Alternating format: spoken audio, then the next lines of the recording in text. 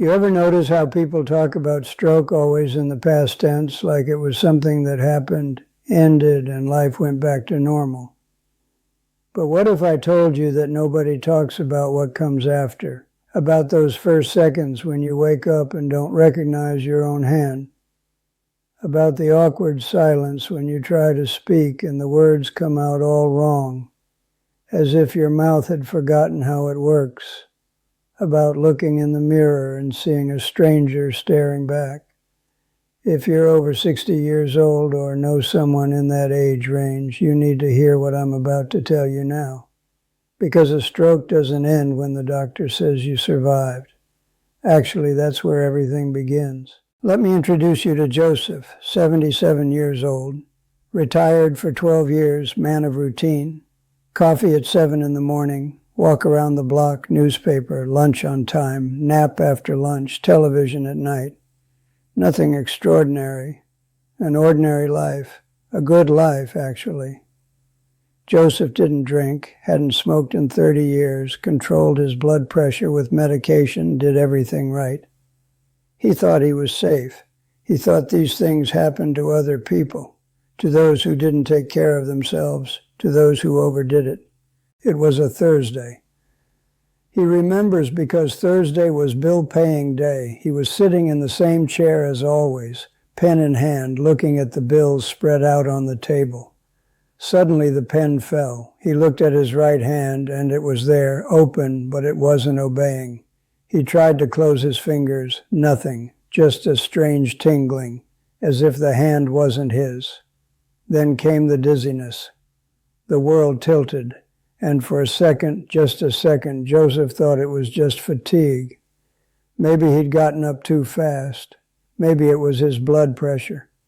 But when he tried to call his wife, his mouth didn't form her name. A sound came out, a noise, something he didn't even recognize as a voice. And it was at that exact moment that panic arrived. Not pain, panic. Because Joseph realized right there, in that instant, that he was trapped inside his own body. Hold on to what I just told you, because in a bit you're going to understand why this second, this exact moment when a person realizes they've lost control, is what nobody ever really explains. His wife, Anna, heard the sound of the chair falling. She ran into the room. She saw her husband on the floor, eyes wide open, mouth crooked, trying to speak. She knew what it was. She'd seen it on television, read about it in a magazine. But knowing and seeing are completely different things. She called the ambulance, said the right words, did everything right. But while she waited, she held his hand and felt, for the first time in 53 years of marriage, that this hand was too cold, too distant, as if he had already gone even though he was still there. At the hospital, it was quick, at least that's what they said. They arrived in time, followed the protocol, saved his life. When the doctor came out and said that Joseph had survived, Anna cried, from relief, from gratitude, from fear, because surviving, she didn't yet know, was just the beginning. Joseph woke up 2 days later. He opened his eyes slowly. The light in the room was too white. There were tubes, machines making noise. A nurse came in, smiled, said good morning. He tried to respond. His mouth moved, but what came out wasn't good morning. It was a sound, a moan. He tried again. Nothing. He looked at the nurse, desperate, trying to make her understand that he was there, that he knew who he was, that he wanted to speak. But she just held his hand with that professional smile and said it was normal, that it would get better, that he needed to be patient. Have you ever tried to be patient when you can't say you're thirsty, when you can't ask where your wife is, when you can't even cry properly because half your face won't obey? In the first few days, Joseph thought he'd wake up and everything would be back to normal. Every morning he'd open his eyes, move the fingers of his right hand, try to feel his leg. He waited for the miracle. But the miracle didn't come. What came was the physical therapist. What came was the speech therapist. What came were exercises. What came were words of encouragement. What came were quick visits from people with pitying faces. And what came every single day was the feeling that he had become someone else. Because nobody prepares you for this. Nobody tells you that after a stroke, you're going to look at your own leg and feel like it belongs to someone else. Nobody says you'll need to relearn how to hold a glass, that you'll spill water on your own clothes and feel ashamed as if you'd become a child again. Nobody explains that the hardest part isn't the body, it's the mind. It's knowing who you are on the inside and not being able to show it on the outside. Joseph knew his wife's name, knew his children's names, knew where he lived, what day it was, what year it was. But when he tried to say anything, the words escaped or came out wrong. He wanted to say water, chair came out. He wanted to say thank you, nothing came out. And every time this happened, he saw Anna's expression change. It wasn't pity, it was pain. The pain of seeing the man you love trapped, screaming on the inside, mute on the outside. One day, already at home, he was sitting in his armchair. The same armchair as always. Except now everything seemed different, smaller, more distant. Anna brought lunch, put the spoon in his left hand because the right one still wasn't working properly. Joseph looked at the plate, food he'd always liked, but at that moment it seemed like hospital food. It seemed like sick person's food, and he, for the first time, understood that maybe he'd never go back to being who he was. This is something I need you to understand well, and it might be the most important part of everything I'm going to tell you today. We always think stroke is about the body, about an arm that won't move, a leg that won't walk, a mouth that won't speak. But it's not. It's about identity. It's about waking up one day and realizing that the person you were your whole life doesn't exist anymore, at least not the way it existed. Joseph was the man who fixed things at home. He was the one who changed the light bulb, who fixed the shower, who carried the groceries. Now he saw his wife climbing the ladder. He saw the neighbor bringing the gas canister. He saw his daughter paying the bills, and every time he saw this, a part of him died a little. Not from envy, from uselessness, from feeling that he had become a burden, a weight, someone who needed to be taken care of. He tried to help. He'd get up, grab a broom, start sweeping with his left hand, but the broom would fall, or he'd lose his balance, and Anna would come running, grab the broom, say he didn't need to do that he needed to rest, as if the problem were tiredness, as if what he wanted was rest and not dignity. The weeks became months. Speech started to come back, slowly, isolated words, short phrases. He could say yes, no, thank you, could ask for water, could say his wife's name finally, but fluency, that ability to converse, to tell a story, to crack a joke that didn't come back. And Joseph realized over time that maybe it never would come back completely. And you know what happens when you can't converse? You stop existing socially, because people get tired, not out of malice, but because conversation is exchange. And when you can't exchange, people gradually start speaking for you. They start asking your wife how you are, as if you weren't there. They start smiling and waving, but they don't try to chat anymore. And you, who already feel invisible on the inside, start to feel invisible on the outside too.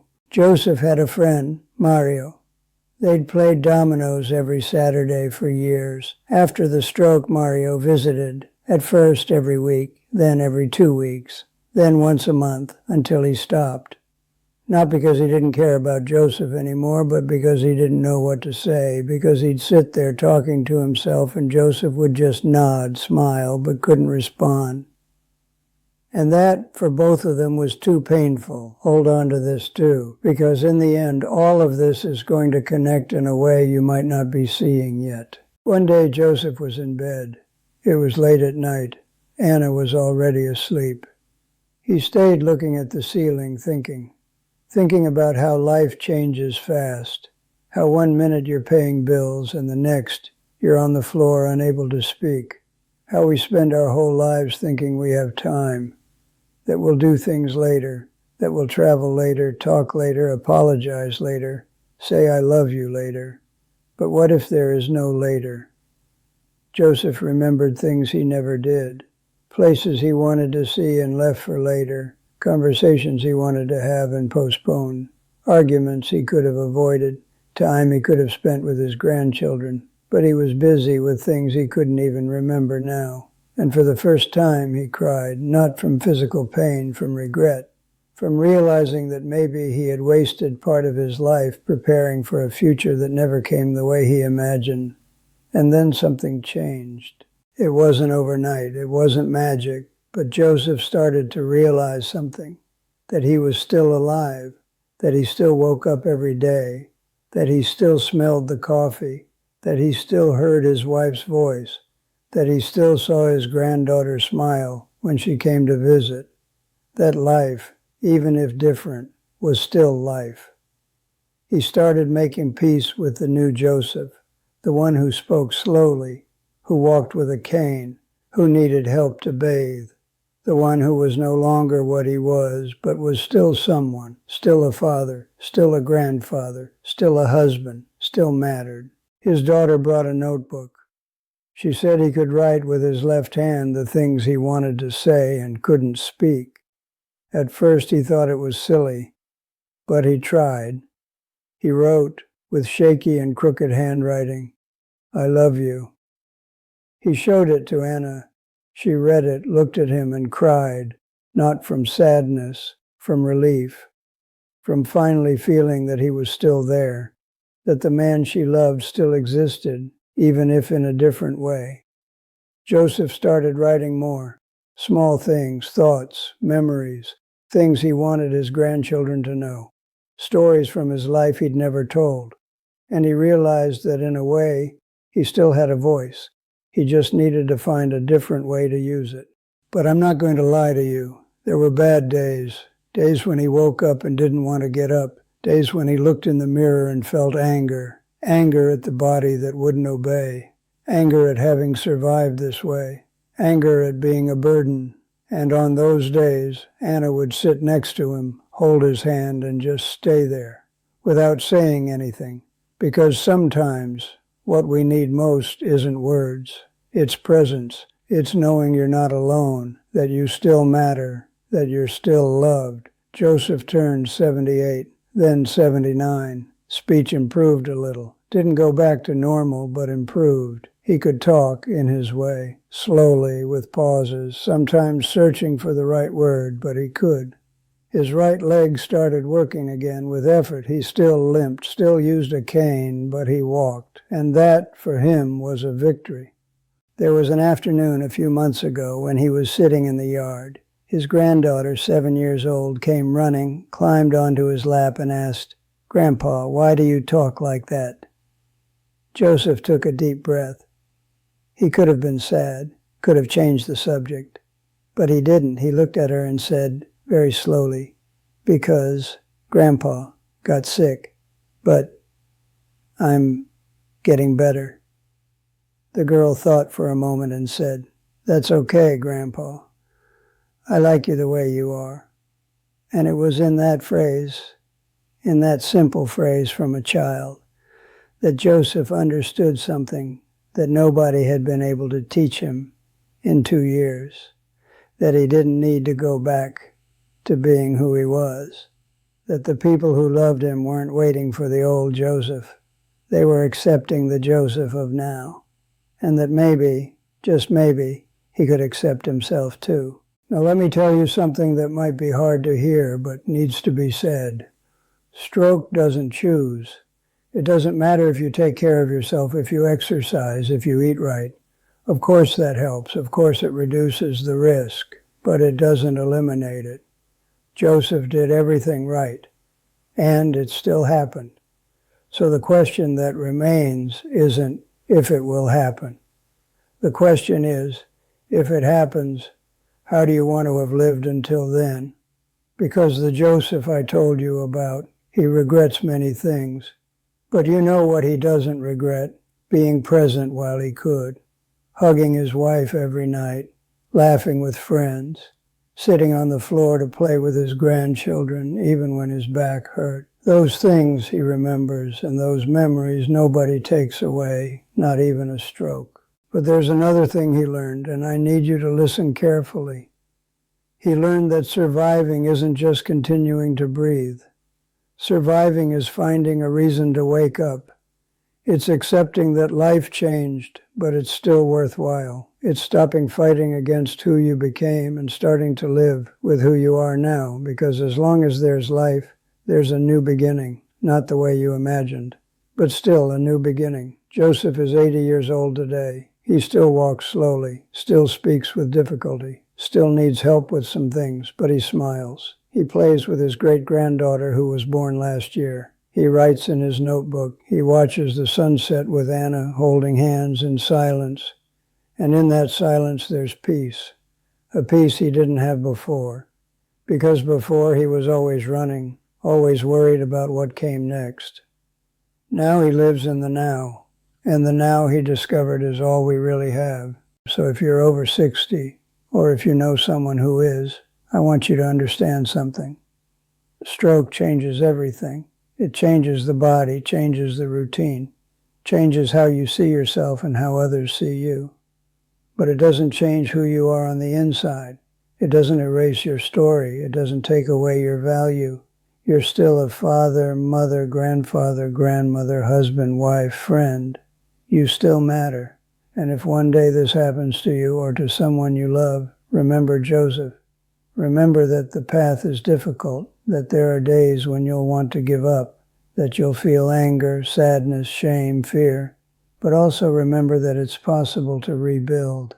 Not the life from before, but a new life, different but still yours. And for you who are hearing this now, whole, healthy, not imagining that something like this could happen, I leave you with a question.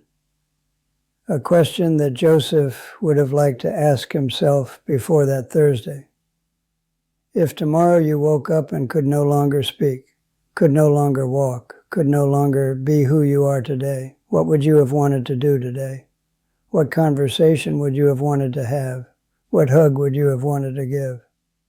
What word would you have wanted to say?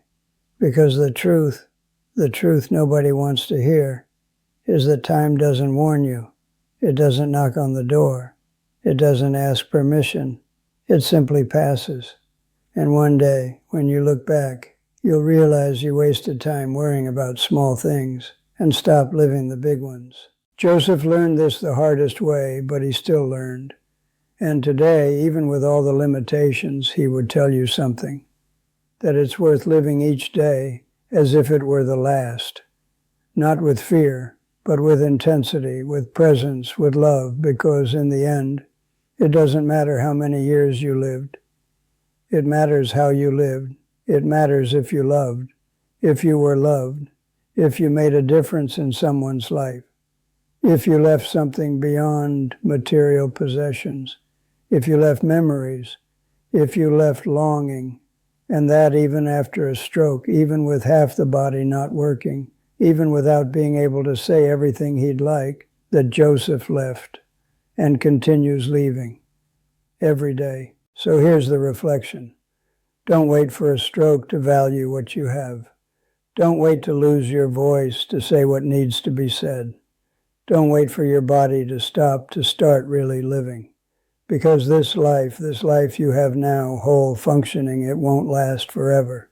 And when it changes, and it will change, the only thing that will sustain you are the memories you built, the love you planted, the bridges you made, not the ones you burned.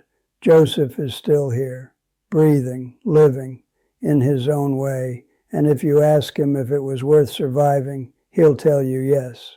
Because as long as there's life, there's purpose. As long as there's love, there's meaning. And as long as there's a new day, there's a chance to begin again. This is the reality of what it feels like after a stroke at 77. It's not pretty, it's not easy, but it's real, and it's human, and it deserves to be told, so you understand, so you prepare, not with fear, but with awareness that life is fragile, that time is short, and that every moment, every word, every hug matters more than we imagine.